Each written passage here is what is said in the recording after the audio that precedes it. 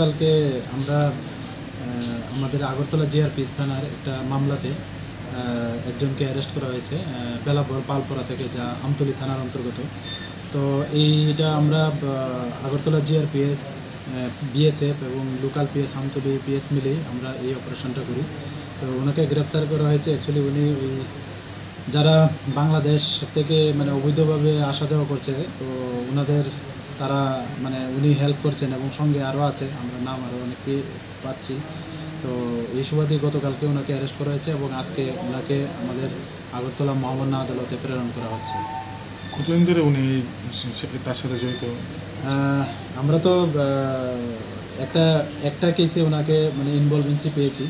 তো আমরা আজকে পুলিশ রিমান্ডে ওনাকে চেয়েছি, দেখি পুলিশ রিমান্ডে আসে এবং ইন্টারভিউশনে আরও কী বেরিয়ে আসে আর কি, বা আরও কার নাম আসতে পারে। ওর নামটা? ওর নাম হলো রাজু মিয়া, বাবার নাম দাগু মিয়া, বেলাবর পালপাড়া বাড়ি, আমতলী থানার অন্তর্গত।